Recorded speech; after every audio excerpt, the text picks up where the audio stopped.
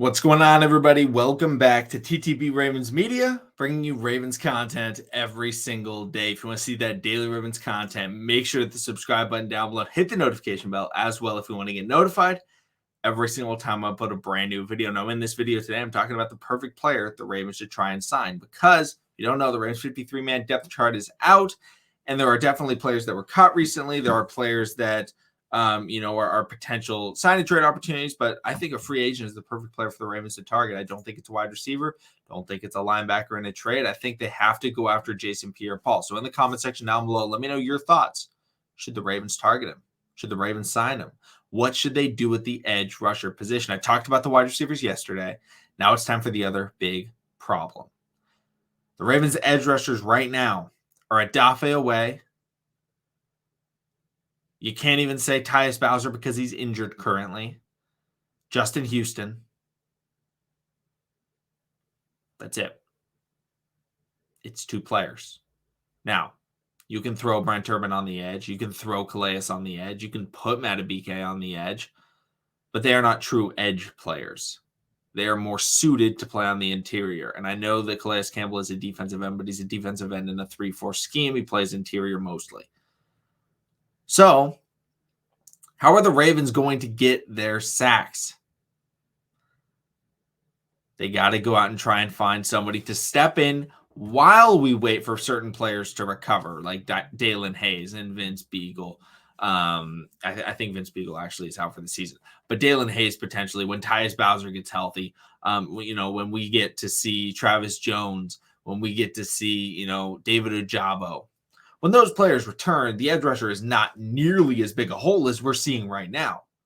So, who should we go after? I think Jason Pierre-Paul. I think in the free agent market right now, he's the best player the Ravens could definitely go after. Last year was a down year for him. Only had 2.5 sacks. Played in only 12 games. Only had one forced fumble. But 2 seasons ago, 2020, he was a Pro Bowler with 9.5 sacks.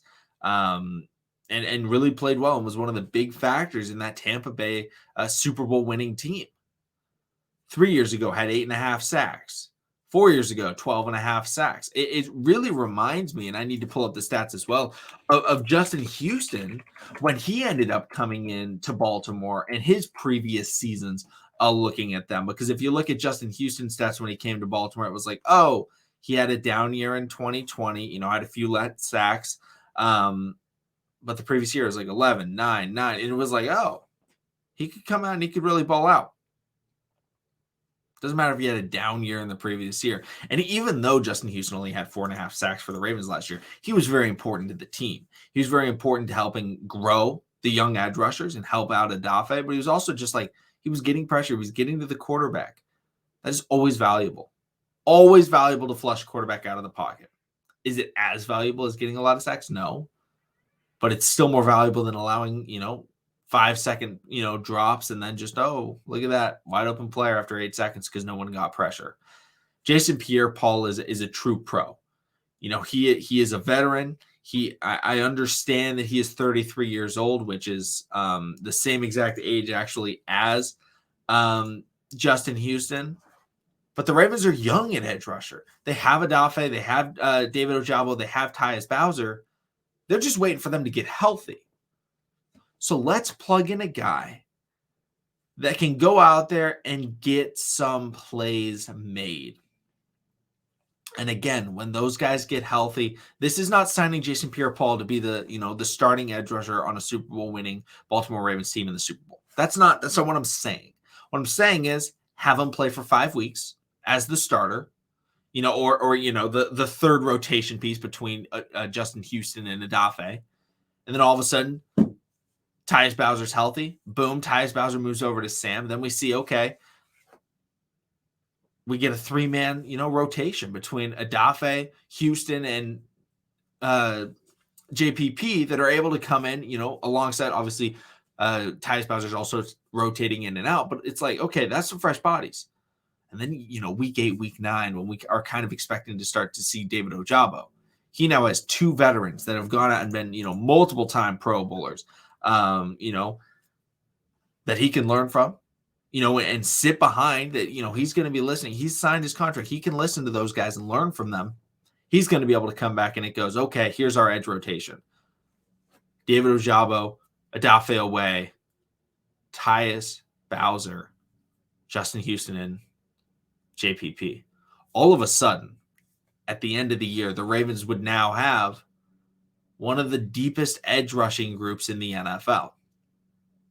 It's too risky. And also, potentially whenever we get Dalen Hayes back as well, he gets to learn from those guys. And Dalen Hayes currently is an IR wave. So he's on IR. But if he gets healthy, the Ravens could very well bring him up from IR. I know he technically got waived, but that's how kind of the IR situation works. But like, I don't know. I don't know why the Ravens, overall, I think there wasn't anybody that got cut at the edge rusher spot where I was like, oh, we got to go after him. There wasn't anybody, unfortunately. I was really hoping there would be, some surprise cut, because every year there seems to be some surprise cuts, and there were some surprises, but not at positions that I felt the Ravens were in need of. I didn't think there was anybody going out there where it was like, oh my gosh, an edge rusher, let's get him. It was like, there were edge rushers cut, but it was like, undrafted edge rushers, which, nothing against them. They can definitely ball out, but, I'm trying to get a proven veteran that can really help out this Ravens defense, especially early on in the year. When we have to go up against Josh Allen early, when we have to play against the Cincinnati Bengals early, I want to have a pass rush. I want to be able to get some sacks. I want to be able to force some bad passes, because bad passes with Marcus Peters playing, that leads to interceptions. But, overall, I want to know what you guys think about Jason Pierre-Paul, because the Ravens did bring him in for a workout. This is not me just pulling a name out of a hat. The Ravens brought him in for a workout before we had even signed Justin Houston. And it was a situation where it was like, oh, are the Ravens really going to bring back Justin Houston, or maybe they like JPP? Remember Justin Houston last year and this year, he works out with the Ravens, and then it takes a while for them to sign him, because they really like to weigh their options. Whether or not you like the fact that they weigh their options, they really sit back and they go, okay, this guy hasn't signed.